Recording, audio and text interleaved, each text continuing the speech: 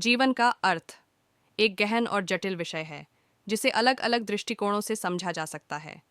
विभिन्न दर्शनों, संस्कृतियों, धर्मों और व्यक्तिगत अनुभवों के आधार पर जीवन का अर्थ अलग अलग हो सकता है।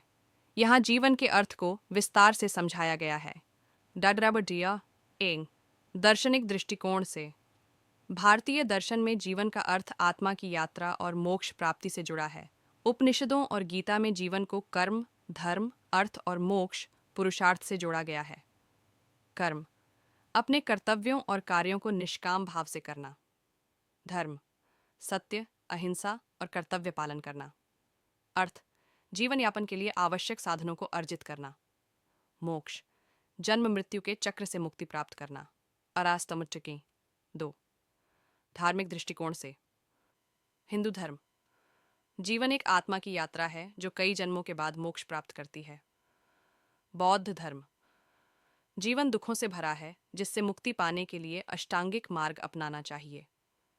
ईसाई धर्म जीवन ईश्वर की इच्छा का पालन करते हुए प्रेम और सेवा का मार्ग है। इस्लाम मनशेम जीवन अल्लाह की बंदगी और नेक कार्यों का जरिया है। तैराज 3। वैज्ञानिक दृष्टिकोण से वैज्ञानिक दृष्टि से जीवन एक जैविक प्रक्रिया है जो कोशिकाओं की संरचना और उनके कार्यों पर आधारित है। विकासवाद के अनुसार जीवन का उद्देश्य अनुकूलन और प्रजनन है ताकि प्रजातियां जीवित रह सकें।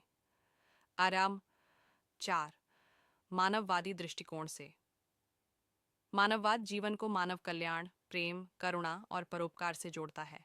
इस दृष्टिकोण में जीवन का अर्थ दूसरों की मदद करना और समाज में सकारात्मक बदलाव लाना है। दास 5। आध्यात्मिक दृष्टिकोण से आध्यात्मिकता में जीवन को आत्मा की खोज और ब्रह्म परम सत्य से एकात्मता से जोड़ा जाता है। ध्यान, साधना और योग से व्यक्ति आत्मिक शांति प्राप्त कर सकता है। 6। व्यक्तिगत दृष्टिकोण से हर व्यक्ति के लिए जीवन का अर्थ अलग हो सकता है। किसी के लिए यह परिवार का सुख हो सकता है तो किसी के लिए करियर में सफलता। किसी के लिए आत्मिक शांति महत्वपूर्ण हो सकती है तो किसी के लिए समाज सेवा। आज जीवन का सार आय समझना, अपने अस्तित्व का उद्देश्य पहचानना, सीखना, अनुभवों से सीखना और आत्मविकास करना, सेवा करना, दूसरों की भलाई के लिए कार्य करना, संतुलन बनाना, भौतिक और आध्यात्मिक जीवन में संतुलन रखना। संक्षेप में, जीवन एक यात्रा है जिसमें हर पल का महत्व है। इसे प्रेम, सेवा, सत्य और ज्ञान के मार्ग पर चलकर सार्थक बनाया जा सकता है।